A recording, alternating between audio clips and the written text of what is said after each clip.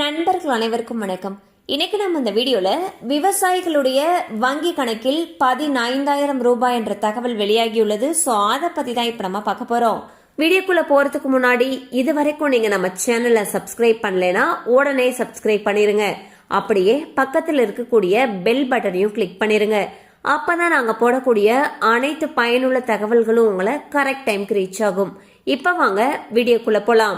பாரம்பரிய விவசாய வளர்ச்சி திட்டத்தை கடந்த 2015ஆம் ஆண்டுல இருந்து மத்திய அரசு கொண்டு வந்திருக்காங்க. கடந்த 10 ஆண்டுகள்ல இந்த திட்டமானது இந்தியாவுடைய இயற்கை வேளாண்மை இயக்கத்துடைய ஒரு ஆணி வேராக உருவெடுத்திருக்கு.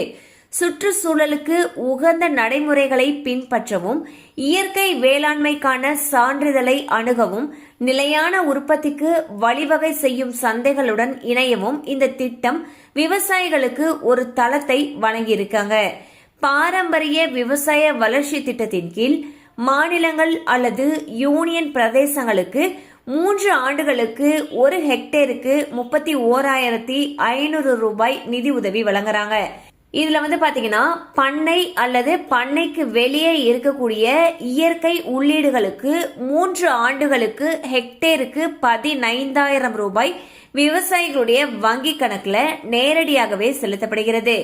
சுற்றுச்சூழலுக்கு உகந்த பாரம்பரிய விவசாயம் செய்யக்கூடிய விவசாயிகளுக்கு இந்த தொகையானது வழங்கப்பட்டு வருகிறது. சோ பாத்தீங்கன்னா பாரம்பரிய முறையில் விவசாயம் செய்யக்கூடிய விவசாயிகளை ஊக்குவிக்கும் பொருட்டு அரசு பாத்தீங்கன்னா இயற்கை வேளாண்மைக்கான அந்த உதவி தொகையை வழங்கிட்டு வந்துட்டு இருக்காங்க. இதுல இயற்கை உள்ளீடு, குறிப்பா சொல்லணும்னா பண்ணைக்கு உள்ளார அல்லது வெளியே நம்ம பயன்படுத்தக்கூடிய இயற்கை உள்ளீடுகளுக்கான செலவுகளுக்காக 3 ஆண்டுகளுக்கு 1 ஹெக்டேருக்கு 15,000 ரூபாய் விவசாயிகளுடைய வங்கி கணக்குல வரவு வைக்கப்பட்டு வருகிறது.